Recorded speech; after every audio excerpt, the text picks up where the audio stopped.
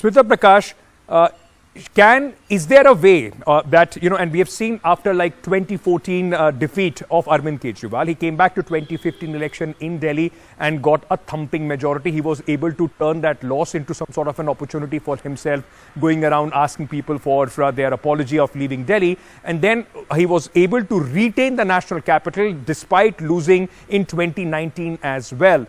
Can Arvind Kejriwal in some way turn this around, or is this a very big blow that has taken place, because this is going to effectively hamper the way he functions? The style of his governance is going to get hampered.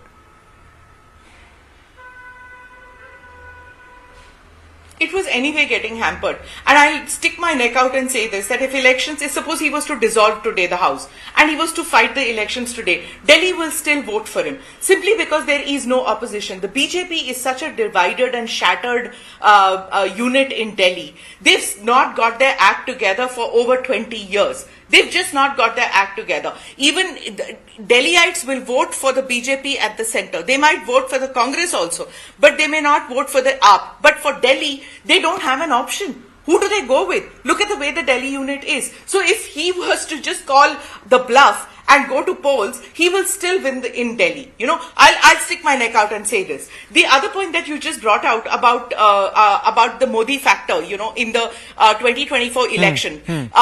Aam Aadmi Party has made this into Mooch ki ladai, this thing, and what you were pointing out, that he went about with it as if it was like something to be won on the floor of the House.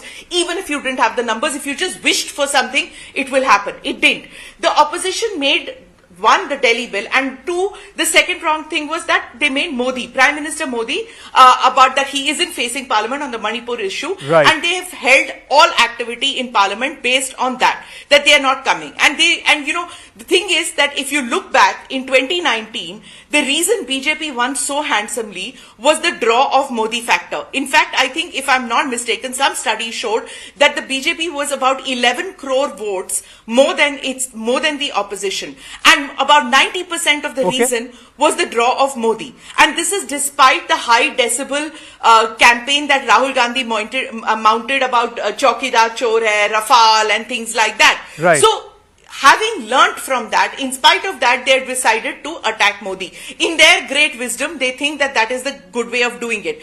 Does that impact on the BJP? Just a couple of seconds more, Ankit. Sure. Does that impact on the BJP? The BJP will not take this lying down simply because they've got think tanks working on data, and they have studied the past elections to show that Mrs. Gandhi, despite her popularity, did lose her election. Rajiv Gandhi, despite a massive mandate, did lose an election. So they will not take for granted that despite the huge mandate that they had, that this 2024 is in the bag. They're going to work for it. They're going to study hard and work for it.